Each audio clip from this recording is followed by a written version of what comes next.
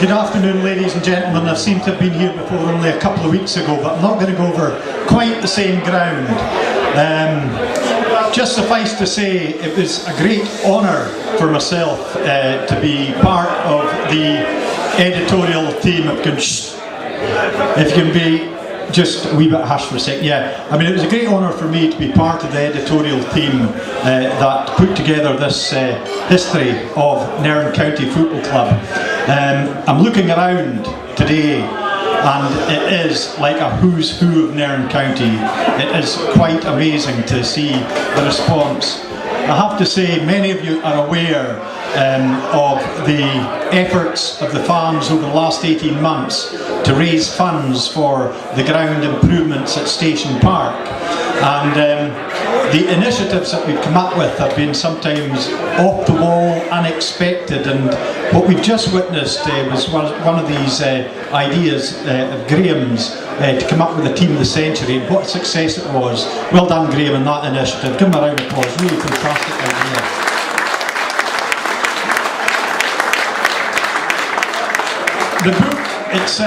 The book itself is basically the combination of virtually 2 years of intensive research and interviews. It's taken Bill and Graham and myself many hours, and indeed Bill and Graham have travelled to Glasgow, they've been to Aberdeen to interview players, and we've been on the phone all around the country catching up with players to get their memories, and they're recounted here in this book. I hope you'll agree it's a fantastic product. When I spoke to the chairman 18 months ago and told him that I had this idea that we could create a fund to help them with the development of the ground, the idea of the Centenary book was spawned. I was a bit surprised when he talked about the Centenary, because I knew the club never played until 1919 in the Highland League, but then he explained it was actually 1914 that they gained admission to the league, and a week later the First World War broke out, so they didn't kick a ball until 1919 in the Highland League. But further research, which was carried out by co-author here, Bill, at the museum, revealed greater history dating back to 1884, which revealed the club played in the links, and then they moved to Larkfield, which basically was the beginnings of the Station Park as we know it today.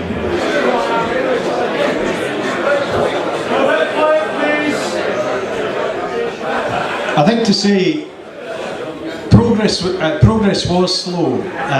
It's inevitable.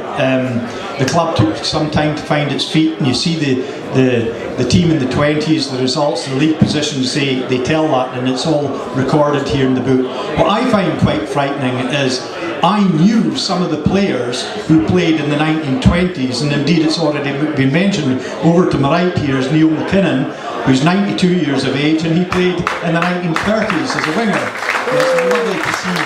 It's lovely to see people like that here for this occasion. It really is great. It was in the 1930s, though, that the team began to find its feet. There was a chap, he had actually been an official at Clach Football Club, and his name was Angelo Morganti, and he was a local councillor in Nairn.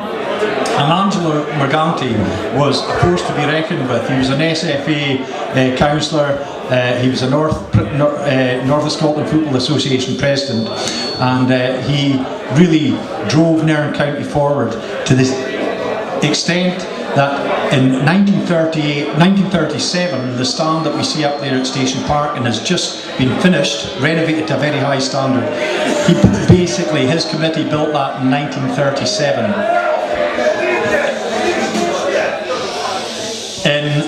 In 1938, the club was getting very close to winning their first ever league championship, and of course in 1939 war broke out again.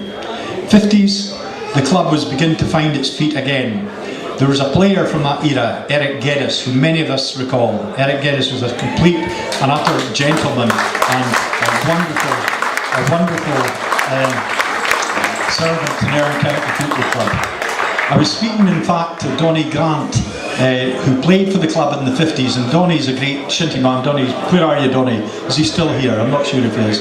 Yeah, there he is. There's Donny over there. Give him a nice round of applause. And Donny was telling me that he took a lot of Eric's methods about training and used them in the development of Shinty. His Shinty team is another great love, and he was very successfully employed in that sport as well. But the 50s, I think it will be remembered for the Jimmy Fallon Cup final, 1956-57. Are any of the team members here from the Jimmy Fallon Cup final in 1956-57? I'm sure Donny was, and there's a few others. But that North of Scotland Cup final was the club's first major trophy. The 60s, Eric took over as trainer.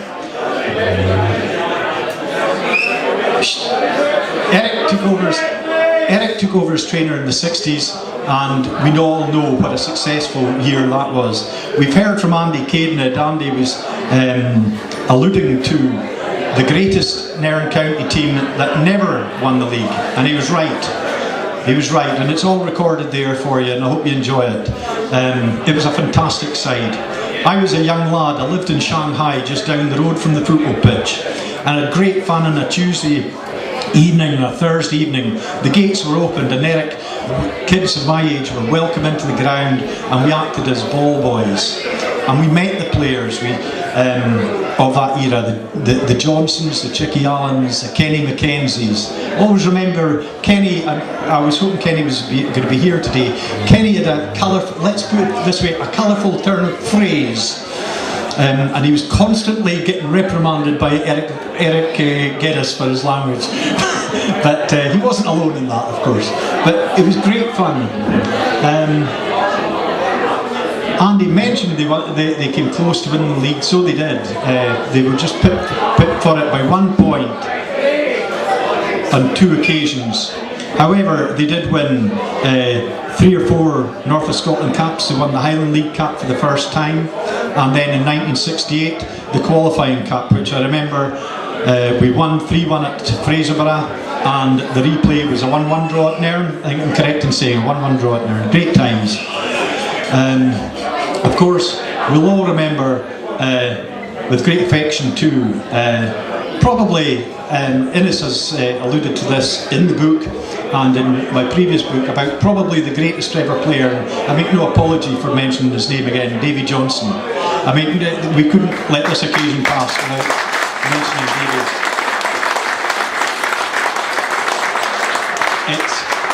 It's quite incredible. He had, I think it was about 276 goals in 257 games for Nairn County. So it's absolutely fantastic to see in our midst today Conor Gethins having his pint of Coca-Cola there. Conor is a man, he's scoring a goal a game, twice the Highland League Player of the Year. So it's great to see you, Conor. Delighted. And of course, Charlie Kennedy, another 40 goals a season man. Quite incredible, these scoring records.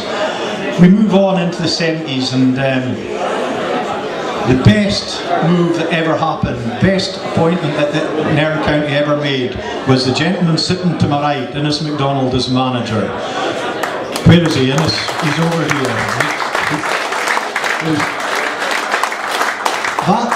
That came about by virtue of the fact Martin Robertson, who was a Nairn County committee man, taught at Elgin Academy with Innes. And Martin knew that Innes was looking to get back to football. He was the coach of the great Elgin City side of the 60s. And I can say without fear of contradiction, he was the finest manager the Highland League has ever known. And Nairn were so lucky to get him. And on a shoestring budget, the players... Okay, shut up in the back. Gaffer says. Yeah. It's interesting to note that the players of that team, they were all paid £8 a week. It was across the board, and there was a great team spirit. They know that probably they were not the most skillful team in the world. It's hard to say. It's hard to say that, but they were probably not the most skilled. But when it came to pure grit and determination and team spirit, it was quite an amazing side. And I was privileged to record that championship run as a journalist with the Narrative Telegraph. The years went on. The years rolled on. Hard times came upon us, and they were hard times. I know for a fact that Mansell Craig spoke to Mansell, and I know he got paid a little money by the club, and he always shelled it back in to help keep the club going. There were times where they didn't know where the next penny was coming from, but there was a hard core of fans which ensured the club was kept alive. And even in these dark times, we had the great Scottish Cup run, Meadowbank Thistle. Brian Fraser's here from that night, you know, and all these guys, you know, they were very special times. But we came through it. There's appeals went through the media, through the press, when the club was in dire financial straits, and the club was saved. But really, it was a slow process building back to where we are today. And I have to say, we are here today in no small part due to the intervention of the McIntosh family, Narden, for their sponsorship. Peter McIntosh is chairman. They've moved the club forward. I sincerely hope someday they'll be able to repeat that success of 1976, because football, that's what we all aspire to be winners, and I hope that someday that will happen. Where we're at now, we have a lot to look forward to, I hope, and the football club, the football fans, the supporters, for our part, we're going to continue in our fundraising. This book is very much part of it. It raised, we cleared the cost of this book $5,500 almost before it was printed, and every penny now that's raised from the sale of this book will go towards the ground improvements at Station Park. I'm hoping by the end of today we will be nearly £1,000 in profit, which is a fantastic result. So if you haven't got your book, buy it, pass it around, get signatures, get autographs. It's going to be a tremendous memento, and I hope you enjoy it. Thanks very much.